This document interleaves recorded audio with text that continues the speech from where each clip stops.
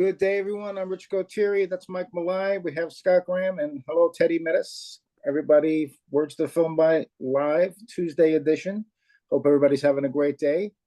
Today, I wanted to talk, and Mike wanted to talk, and Scott wanted to talk, and Teddy's going to listen about a topic that I get asked a lot of questions about with actors. And I think it's important because writers have the same problem, but it's not really addressed too much about. And that is, do writers need managers? And what is the difference between a manager versus an agent? So that's what we're going to discuss about today.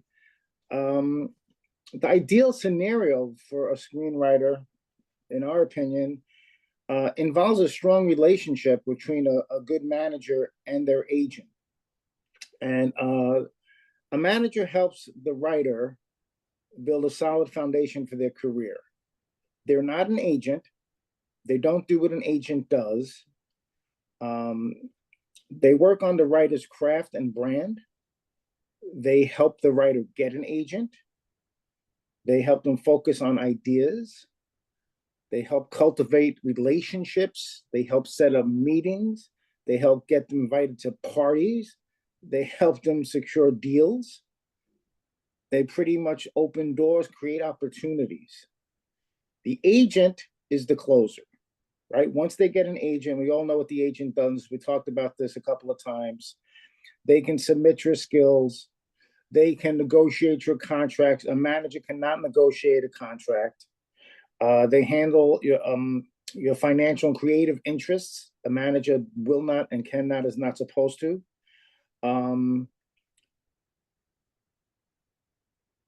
They both have their own.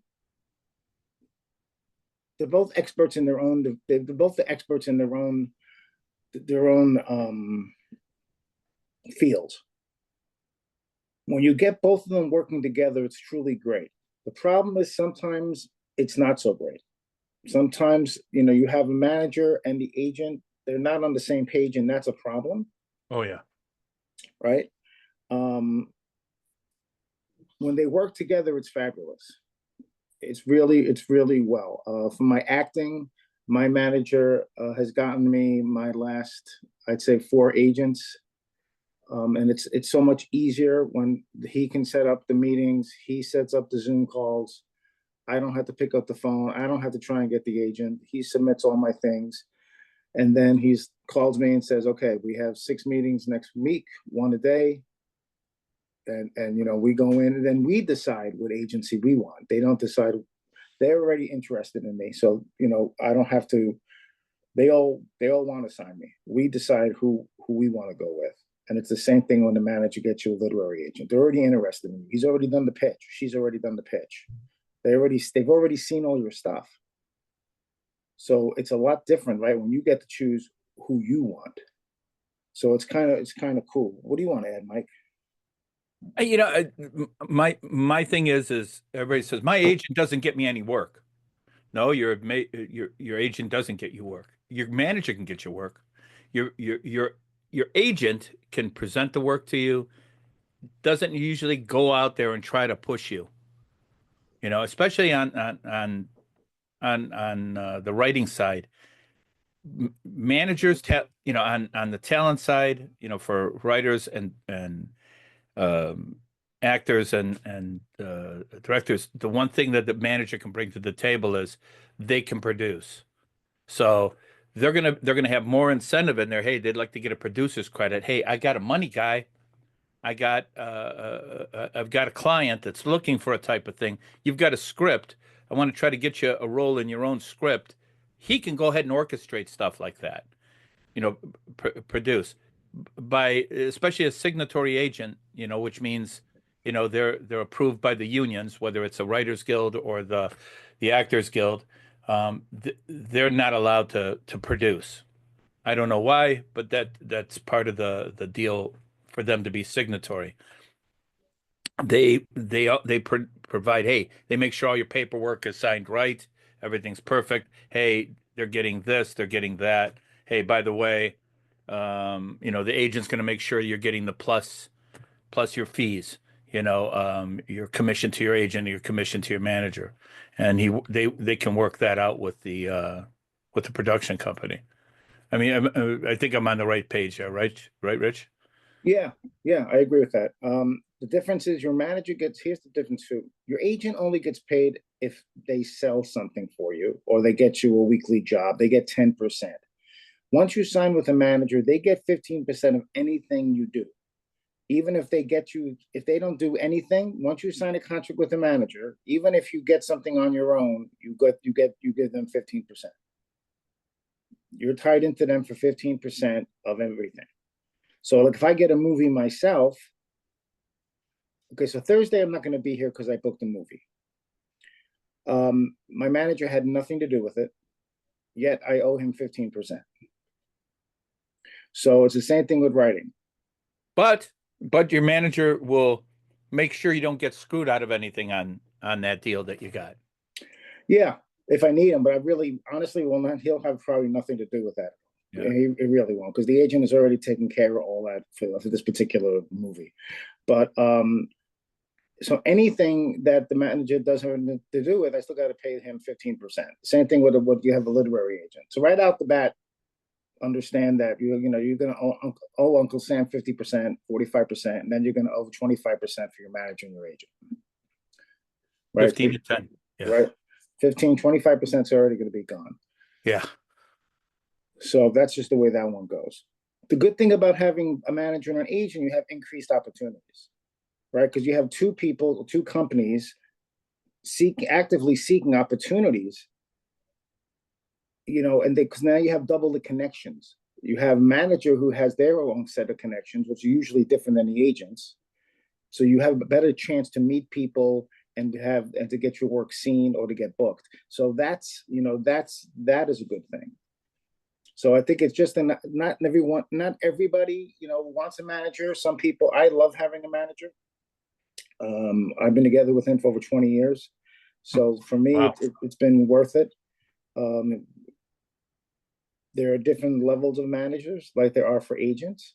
There's different agencies. Same thing with writing agencies. You have your A agency like CAA or William Morris, Endeavor. Then you have different, there are A agents, then there's C agents, D agents, there's boutique agencies.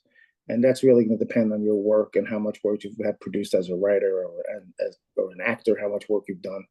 So your first choice you have to make is, do you think you need an agent, a manager? You're going to either need an agent or an entertainment lawyer once your work is done, especially in the beginning. In your early career, in the early stages, a manager can be invaluable for helping a writer develop their voice and definitely help them with the portfolio, navigate really their industry, the landscape of the industry. Because if you don't know a lot, a manager, that's what they do, right? That's really what they can help you with. They can help you get an agent, which is helpful. And they really do help establish careers. A good manager can really, really help you a lot.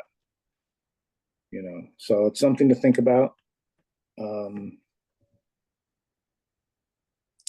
Both managers and agents can really take a writer's script out to potential buyers. But again, agents are really the one who's going to close the deal for you. Agents really help close the deal. But both are really great at networking. But it's depending on the size of the manager and size of the agencies, who's really going to network better for you. Probably at this level, for a lot of you, probably a manager would network a lot better for you. I mean, especially early in the career, having an agent, that it helps. You reach out to an agent all the time, even if you're not signed with them permanently. If you get on a gig, and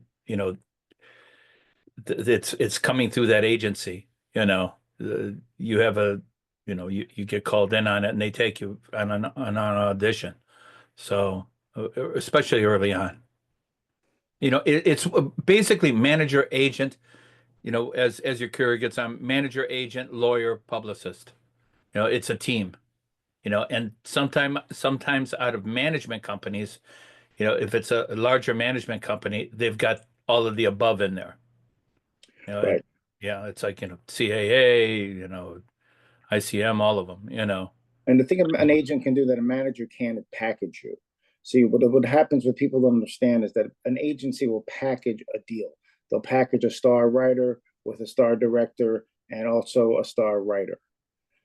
So they'll say, if you want Teddy Mettis to direct your screenplay, you have to use Mike Malai to star in the picture, and Scott Graham must direct the picture. It's a package deal. All three of you are with my Rich Gautieri agency. So if you want one, you get all three. That's how a lot of deals are made in Hollywood. A lot of deals are packaged. Manager really can't do that.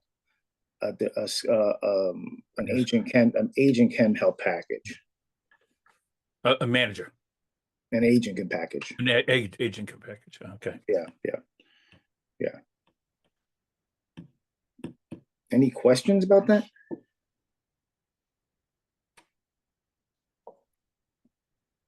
Nothing. Well, just one question, Rich. Is the manager and agent typically, I know if they're in the same office, that's one thing. What do you think about the relationship between the two of them? Does that have to be somebody that's in their circle ideally, or that they've worked with in the past? Is there any thoughts there? No, they usually, sometimes not even in the same country. You can have a manager in London and an agent in LA, or, manager could be in New York, so it really doesn't matter. It's really how they work together, and the connections that they share is really the main thing. I think that's really the most important thing about it. Where a manager can call the agent and say, "Hey, what do you got going on? Are you casting on this project? Are you working anything on this project with the casting? So yeah, that's big. Yeah, that's always, like the manager will help push you. I know Right. I know Nick works a lot like that. He's constantly fighting with his manager. How come you're not putting me out there to the agencies enough? Well, a lot of times the literary agent will find out, like, that let's say Penguin Press has bought the rights sold the rights to Paramount for the Teddy Mettis story, and they're looking for a writer. Well, immediately he's going to call the good manager is going to call your agent and say, "Listen, Penguin just sold the rights to Paramount. That they're looking for writers. Why aren't you getting Ted? Why aren't you getting Mike Malai in there to get his portfolio in there and get him a meeting? We got to get him a lunch. We got to get him a meeting. We got to get him in there." So that's what a good manager does. An agent, on the other hand, has to if he may not even know about it yet. You see, and that's the whole thing about a manager. A manager really is the one who will get you seen by people. A good manager has the insight before things happen. And that's, so many things. The old saying in Hollywood is so many things are made, many deals are made on a golf course, and it's so true. Oh yeah. Yeah, but wouldn't you say that, the agent more is more of a paper pusher in a lot of respects? Wouldn't you say that they're about getting the paperwork in front of you and making sure that you're getting what you're supposed to get? Wouldn't you say that that's more than what a manager does? I think it depends on the size of the agency. A big agency, like a big agency, they have power that is, so they have so many connections that it's ridiculous, But you're talking the average writer. Yeah. I would kind of agree with that, and that's the hard part for any actor or writer, is how do you go from a C agent to even a B agency? It's such a big jump, But one thing an agency can do that a manager really can't do is, if you want to write for episodic, or you want to be a staff writer, or you want to be a showrunner, again, they can. That's an agent thing. An agent's going to have to get you up for those meetings. Of course, a manager will know a lot of times, like, "Hey, excuse me, they need a staff writer on the show," or "I hear there's a new show, or this pilot just got picked up." An agent might know the information too, but a good manager is always pushing the agency, or together they have a meeting about Mike Malai. Let's have the Mike Malai, bi-weekly meeting. What's going on with Mike? Well, I heard this, you heard this. Well, let's get him in. I have a question. Yes, sir. I saw all of Entourage and I loved it. How realistic is that? It's very, very realistic. I thought it was the best, man. Ari. Ari dude. Gold is based on a real Ari. I swear to God, Yeah, based on that a real guy. dude. You know, it's So it's shenanigans and deal making, basically. It's wine, dine, sign, uh, insider knowledge, that kind of deal. yeah, it's a whorehouse. It's a big whorehouse. Yeah, it's all that kind of stuff, man. But it's but all wasn't that only a certain time period? Because it's not really like that quite now. Is it post pandemic and stuff? Like, is it really still like that? Isn't it more digital now? More people I, I, connecting online? I mean, I think it's still digital, but all those meetings, like in those, there's still those kind of relationships still occur. You have you know, ever tried to get a meeting with someone in LA? They'll be there at 3 o'clock. I guarantee you not. right. It's terrible. They're like Cannes is still a big deal. Like remember in Entourage, Cannes was a big deal. And pre-selling movies we talked about the other day, you and I. That still goes on. It's visibility, right? It's attention. Have you seen that new show, The Studio, on Apple?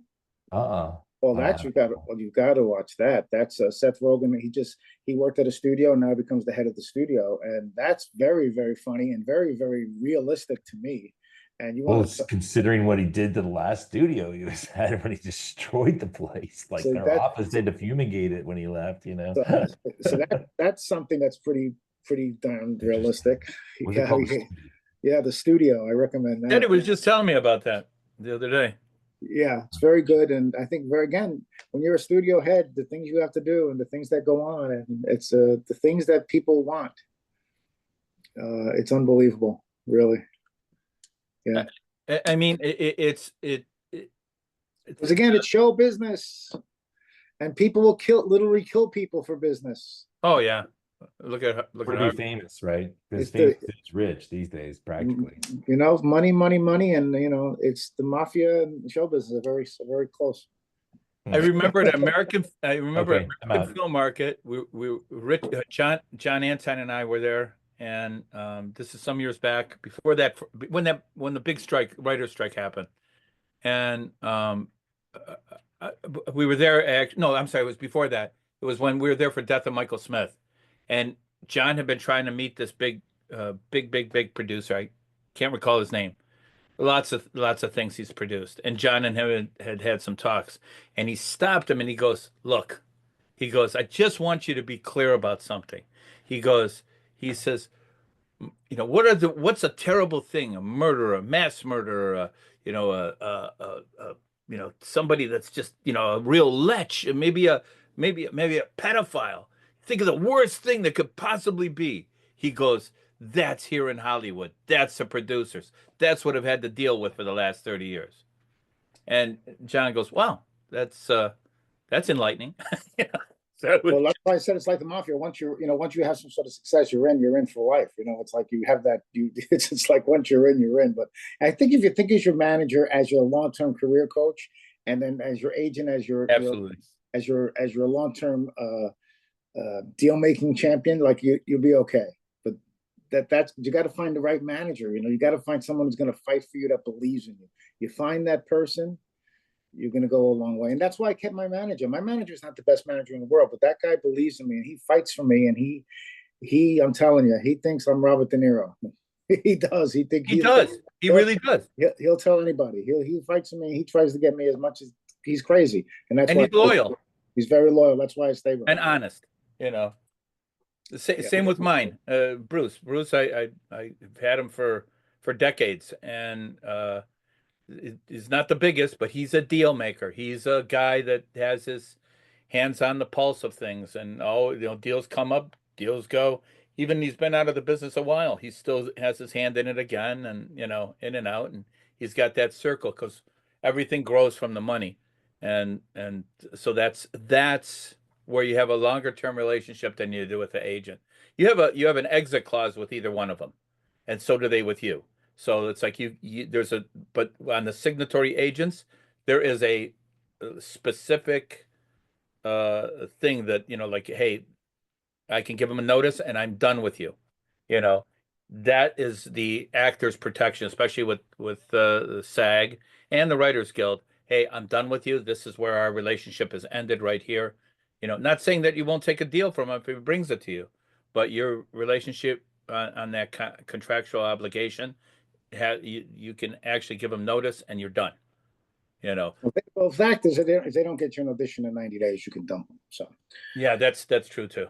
If they But of don't get you a successful audition. which is silly because you need to give them time. They need to give you time. You know, it's a learning thing.